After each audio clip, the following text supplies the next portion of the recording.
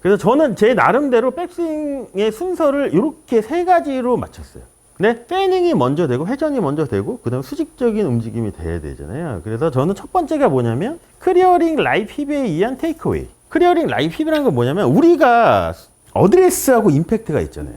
그럼 우리가 공이 맞을 때는 어드레스 상태로 돌아와야 될까요? 아니면 임팩트 상태로 돌아와야 될까요? 어드레스하고 임팩트는 같을까요?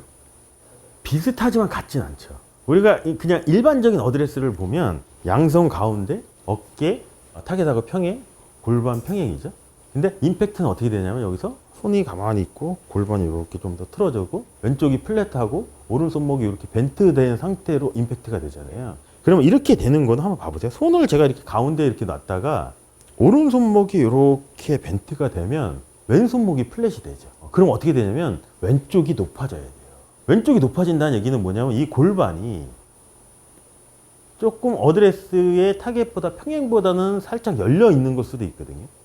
이 상태가 임팩트일 수도 있죠. 근데 우리는 이 상태로 돌아와야지 이 상태로 돌아올 필요는 없는 거잖아요. 그래서 선수들이 대부분 하는 동작들 중에 하나가 뭐냐면 포워드 프레스라는 거라죠. 그게 뭐냐면 여기서 오른손목을 벤트를 이렇게 만들면 이 골반이 자연스럽게 타겟 라인보다 이렇게 살짝 열리는 현상이 나오거든요. 그때 어깨 라인은 이렇게 타겟 라인하고 평행을 유지하고 골반만 왼쪽 어깨가 오른쪽 어깨가 조금 더 낮아질 수도 있겠죠. 근데 어깨까지 같이 열리는 게 아니고 어깨는 최대한 타겟 라인하고 평행을 유지하고 골반만 이렇게 틀어지는 거예요. 손도 벤트 플랫으로 바뀌죠. 그럼 여기서 클리어링 라이프 힙이라는 건 뭐냐면 여기서 이 상태 그대로 유지를 하고 오른쪽 골반이 뒤로 빠지면서 타겟 라인하고 평행을 맞춰보자는 거죠.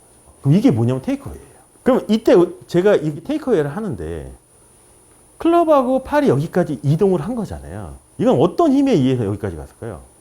팔의 힘으로 갔을까요? 하체예요. 오른쪽 힙이 간 거예요. 왜냐면 어깨는 우리가 임팩트 상태로 갔을 때도 이렇게 타겟 라인하고 평행을 유지하고 골반을 열렸죠. 이 상태에서 이 골반하고 어깨가 동시에 뒤로 빠지면 어떻게 될까요? 어깨는 비켜주죠. 그러면 오른팔이 오른 어깨에 붙어 있으니까 비켜주면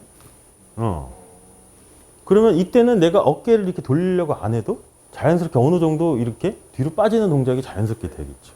그래서 대부분 선수들이 포워드 프레스를 해요. 근데 한국 선수들이 골프를 잘하지만 제가 좀 아쉬운 부분은 뭐냐면 하는 선수들도 있지만 대부분 포워드 프레스 없이 골프 스윙을 하려고 하거든요. 그러니까 스타트를 못 하는 거예요. 더 긴장이 되잖아요. 더 못해요. 시작을 못해요. 여기서.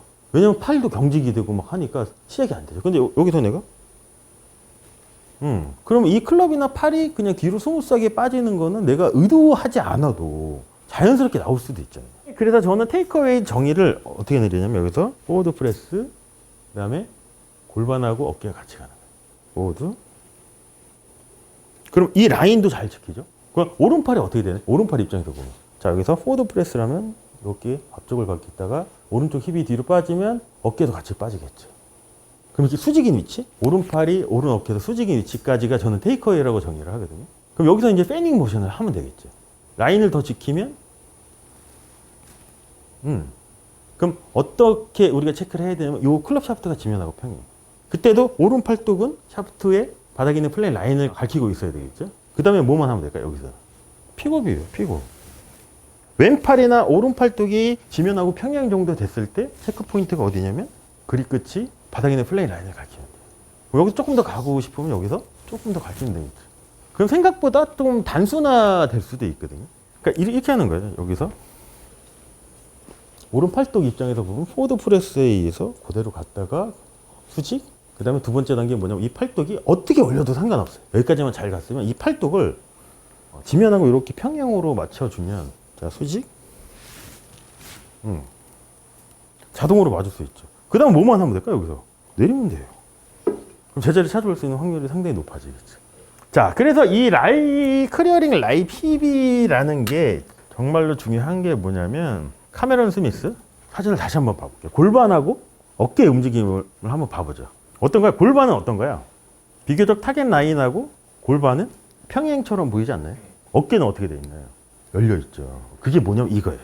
그래서 포워드 프레스가 필요한 거예요. 이 상태에서 그럼 골반은 타겟 라인에 비해서 10도 내지 20도 정도 열려 있는데 어깨는 평행을 유지가 된 거죠. 그러면 골반하고 어깨가 오른 힙이 뒤로 빠진 움직임에서 같이 움직여줘요. 그럼 이때는 골반은 이렇게 스퀘어로 찾아오지만 어깨는 자동으로 카메론 스미스처럼 조금 위로 뒤로 빠지는 현상이 자연스럽게 되겠지. 그때 오른팔은 어떻게 되냐 여기서 여기 지면으로 수직이죠. 그때 샤프트 라인이 갈키고 여기서 이렇게 픽업을 했으면 백스윙이 되겠죠.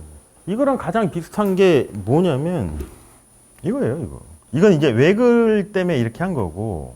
그래서 배너가 이제 웨글 설명할 때는 얘를 치라고 하잖아요. 근데 실질적으로 갈 때는 그 책 한번 보실까요? 배너간의 그 제가 드렸던 교재. 여기서도 요 테이크어웨이를 봐보자. 카메론 스미스랑 비슷하지 않나요? 그럼 골반하고 어깨에 이렇게 움직인 양을 한번 봐보세요. 골반은 제자리이지만 어깨는 어느 정도 카메론 스미스처럼 위로 뒤로 빠지는 게 자연스럽게 나온 거죠. 그게 골반을 잡아도 어깨를 잡아 뺀 게 아니고 놓고